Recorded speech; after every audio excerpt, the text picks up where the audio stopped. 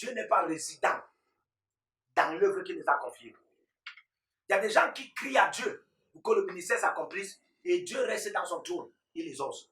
Il y a des gens, oh God, qui doivent dépendre de certains pasteurs parce qu'ils ne portent pas Dieu dans la dimension résidentielle. Mais la parole de Dieu porte Dieu dans la dimension résidentielle. Si tu veux porter Dieu dans la dimension résidentielle, my God, cherchez la parole de Dieu. Car au commencement était la parole. La parole était avec Dieu. La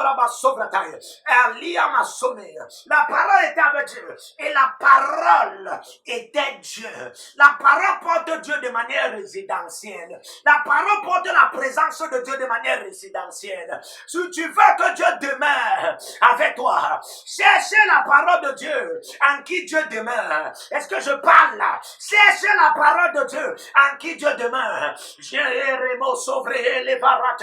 Un jour le Saint-Esprit m'a parlé. Il m'a dit, fils de l'homme, je ne te confie pas les terrains, les maisons, les nations, la terre, le monde entier. Ce que je te confie, c'est ma parole. Tu veux que je demeure en toi? Cherchez en qui je demeure. Je demeure dans ma parole. Et la parole était avec Dieu. Et la parole était Dieu. Et la parole était Dieu. Donc Dieu demeure dans sa parole, afin que sa parole devienne Dieu. Sa parole devient Dieu. La parole de Dieu est un être suprême, souverain et souverain, intercontinental, international, interarrondissement, interdépartemental, interdélégationnel. La parole de Dieu est éternelle. Elle-même était éternelle. Est-ce que je parle à quelqu'un? Cherche la parole de Dieu, bien-aimé. La parole de Dieu résidente en vous vous garantit à être immortel. La parole de Dieu résidente en vous, my God, demeurante avec vous, vous garantit à être éternel. Vous voulez être éternel.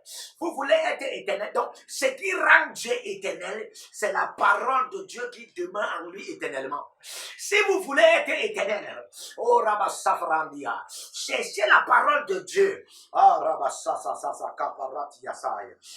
my God, on ne peut pas vous tuer n'importe comment. Les poissons peuvent venir. Peut-être vous mangez dans les rêves. Peut-être on vous lance des flèches. Peut-être on vous empoisonne. Peut-être vous allez dire, homme de Dieu, mais moi je meurs. Mais moi je souffre des afflictions, des stress, des tourments, des oppressions et des stagnations. Parce que le diable met sur moi des poisons. Et je te dis, enfant de Dieu, je te dis, femme de Dieu, homme de Dieu, écoute-moi très bien. Selon la parole de Jésus, je crois en la parole de Jésus, que la parole de quiconque soit sur la terre ici. Bien aimé, si tu me parles, ce que je peux identifier avant de t'accepter pour accepter ce que tu dis, c'est bel et bien si et seulement si la parole de Jésus habite en toi. Est-ce que je parle à quelqu'un? Jésus a dit, si sa parole, tu peux la garder, tu ne verras pas la mort. Bien que tu meurs, tu seras ressuscité.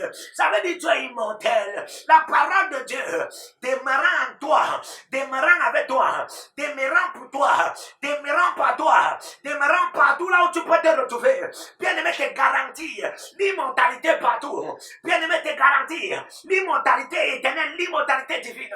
Comme Dieu ne peut pas mourir, tu ne peux pas mourir. Comme Dieu ne peut pas être empoisonné, tu ne peux pas être empoisonné. S'ils ont empoisonné Jésus, Jésus ne pourrait pas mourir. En le fléchant, en le transperçant, la poitrine, la côte, bien-aimé, Jésus est toujours vivant jusqu'aujourd'hui.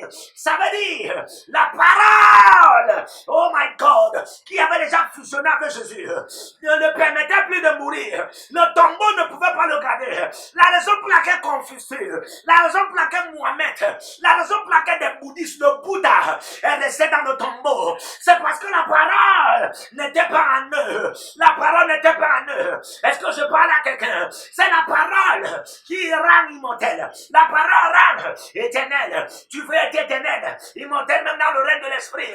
Recherche la parole de Jésus.